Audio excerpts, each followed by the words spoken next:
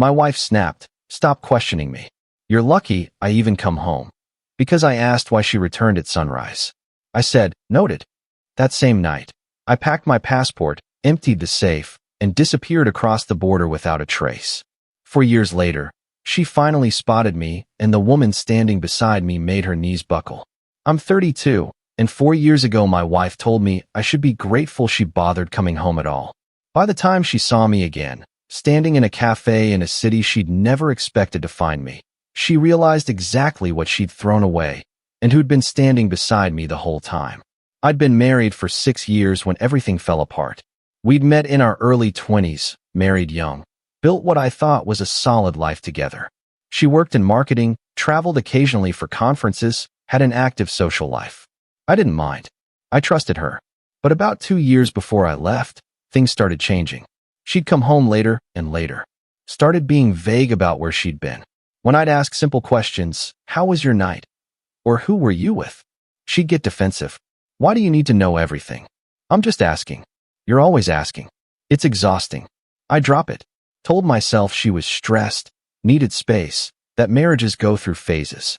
But the pattern continued. By the last 6 months, she wasn't even pretending anymore. She'd come home at 2 a.m., 3 a.m., sometimes not until sunrise. Wouldn't explain where she'd been. Would just shower, crawl into bed, and act like it was normal.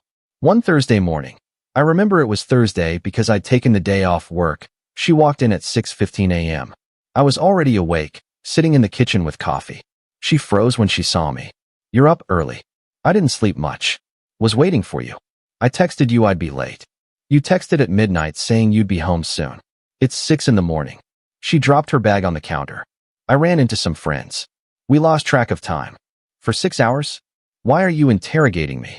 "I'm not interrogating you. I'm asking why you didn't come home until sunrise." She turned to face me, eyes hard. "Stop questioning me. You're lucky I even come home." I just sat there. Didn't argue. Didn't yell. Just said, "Noted." She went to bed. I stayed in the kitchen staring at my coffee. That was the moment I knew. Not suspected. Knew. She didn't love me anymore. Maybe she never had. And she was doing something she didn't want me to know about. I spent the rest of that day thinking.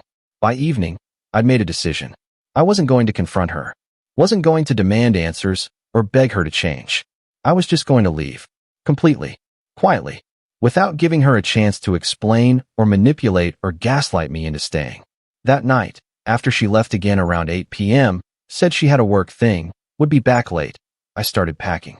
I'd been planning for this possibility for weeks, actually. Not consciously at first, just little steps. I'd opened a separate bank account months earlier, been quietly transferring money. Had scanned important documents, stored them digitally. Had kept my passport current. I packed one suitcase. Essentials only. Clothes, laptop, personal items. Left everything else. Then I went to the safe we kept in the bedroom closet. She didn't know I'd changed the combination 2 months prior when I'd started suspecting something was off. Inside was about $30,000 in cash, savings we'd accumulated over the years. I took it all. I left my wedding ring on the kitchen counter. No note. No explanation. Just the ring. At 11 p.m., I walked out of our apartment and didn't look back. I drove to the border, about 5 hours away, crossed at 4 a.m., and kept going. By noon the next day, I was in a different country entirely, checking into a small hotel in a city where no one knew me. I turned off my phone, threw away the SIM card, bought a new phone with a new number the next day, and I disappeared. Update 1. The first few weeks were surreal. I kept expecting to feel guilty, or sad, or something. But mostly I just felt relieved. I'd researched the city before I left. Knew it had a low cost of living, good infrastructure, enough expats that I wouldn't stand out. I found a small apartment, paid 6 months rent up front in cash, and settled in. I worked remotely. Had been doing freelance work on the side for years, which made the transition easier. Within a month, I'd built up enough clients that I was making decent money. I didn't contact anyone from my old life. Not friends, not family, no one. I knew if I did, word would get back to her, and I wanted a clean break. Sometimes I'd wonder what she'd done when she came home and found me gone. If she'd panicked. If she'd even cared. But I never looked her up. Never tried to find out. I was done. Around month 3, I met someone. Not intentionally. I wasn't looking for a relationship. Wasn't even sure I wanted one. But I'd started going to this small cafe near my apartment every morning. Same time, same table, same coffee. And there was this woman who came in at the same time every day. We'd nod at each other. Small smiles. Nothing more. Then one morning she asked if she could share my table. Place was packed. No other seats available. I said sure. We started talking. Just casual conversation. She was from the area, worked as a translator, spoke 4 languages fluently. She was smart, funny, easy to talk to. We became friends first. Would meet at the cafe a few times a week, just talk. She never asked about my past, and I didn't volunteer it. We just existed in the present. After a few months, it became more than friendship. We started spending more time together. Dinners, walks, long conversations that stretched into the night. She made me laugh, made me feel like myself again. About a year after I'd left my wife, I told her the truth. About the marriage, about why I'd left, about starting over. She listened without judgment. When I finished, she just said, "You did what you needed to do. That's brave. Or cowardly." No, leaving something that's hurting you isn't cowardly. Staying and pretending it's fine is. We were together after that. Not rushed, not intense. Just steady. Real. By year 2, we'd moved in together. By year 3, I couldn't imagine my life without her. And for the first time in years, I was genuinely happy. Update 2. For years after I left, we decided to take a trip. She wanted to show me a neighboring city she'd grown up visiting. Said it had the best food, the best architecture, the best energy. We went for a long weekend. Checked into a small hotel, spent our days wandering streets, eating at local places, just enjoying being together. On the second day, we stopped at a cafe for lunch. It was crowded, but we found a table near the window. I was looking at the menu when I heard a sharp intake of breath next to me.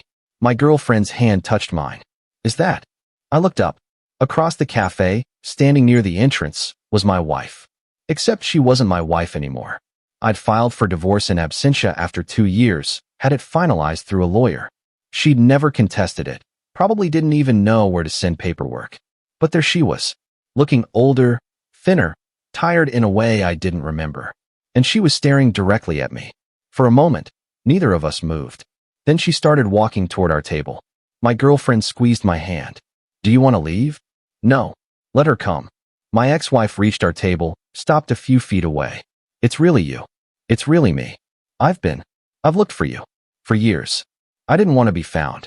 She glanced at my girlfriend, then back at me. "Who is this?" "None of your business. You just disappeared. No explanation. Nothing. You told me I was lucky you even came home. Seemed like you didn't want me around." She flinched. "I didn't mean that." "Yes, you did. I was confused. I was going through something. I don't care what you were going through. You made your choice. I made mine. So that's it. You just left and started a whole new life." "Yes." She looked at my girlfriend again. "How long have you been together?" My girlfriend answered before I could. 3 years. My ex-wife's face crumpled. 3 years. You've been with someone else for 3 years while I've been trying to find you. You had 6 years to figure out what you wanted, I said calmly. You chose to come home at sunrise and tell me I should be grateful. I'm not interested in rehashing this. I made mistakes. You made choices. There's a difference. Can we please talk? Alone? No. Please. I need closure. Then get it somewhere else. She stood there, tears streaming down her face. I loved you. I still love you. You didn't love me. You loved having someone waiting at home while you did whatever you were doing. That's not fair. It's completely fair. You treated me like I was disposable. So I left. That's not my fault. She opened her mouth to say something else, but I stood up. My girlfriend stood with me. We're leaving, I said. Don't follow us. We walked past her. She didn't follow. Update 3. That night, back at the hotel, my girlfriend asked if I was okay. Yeah, I think so. You handled that well. I had 4 years to figure out what I'd say if I ever saw her again. Turns out I didn't need to say much. Do you feel bad? No. Should I? No. But you could. I don't. She made her choices. I made mine. I'm happy now. That's all that matters. She kissed my forehead. Good. We left the city the next day. Didn't see my ex-wife again. But about a week later, I got an email. From an address I didn't recognize. Subject line, please read this. I almost deleted it. But something made me open it. It was from her. I don't know how I found your email. I hired someone. I know that sounds desperate, but I was desperate. I just need you to know that I'm sorry. I was having an affair for almost a year before you left. I ended it after you disappeared because I realized what I'd lost. But by then it was too late. You were gone. I've spent 4 years regretting what I did. Regretting how I treated you. I know you're with someone else now. I know you've moved on. I just needed you to know that I know I messed up. And that I'm sorry. I hope you're happy. You deserve to be. I read it twice. Then I closed my laptop. My girlfriend was in the other room. Everything okay? Yeah. Everything's fine. I never responded to the email. Didn't delete it either. Just left it sitting in my inbox, unacknowledged. Because she was right about one thing. I did deserve to be happy. And I was. Final update. It's been 6 months since we ran into my ex-wife. Haven't heard from her since that email. Don't expect to. My girlfriend and I are still together. Still happy. We talk about marriage sometimes, but neither of us feels rushed. We're just living our lives, building something real. I think about my old life sometimes. Not the marriage, that's dead and buried. But the version of myself who stayed too long, who made excuses, who tolerated being treated like an afterthought. That version of me doesn't exist anymore. I'm 32, living in a city I love, with a woman who actually values me, working a job I enjoy, building a life I'm proud of. And I don't regret leaving. Not for a second. Sometimes the best thing you can do for yourself is walk away. Completely. Without looking back. And sometimes the person you become on the other side is exactly who you were supposed to be all along. Edit. A lot of people have asked if I feel guilty about taking the money from the safe. I don't. It was our savings. Half of it was mine. I took what I was owed and left. If she'd wanted her half, she shouldn't have driven me to the point where leaving was the only option. Edit 2. Some people think I should have confronted her before leaving. Respectfully, no. I'd confronted her dozens of times about her behavior. She didn't care. Leaving without warning was the only way to ensure a clean break. I don't regret it.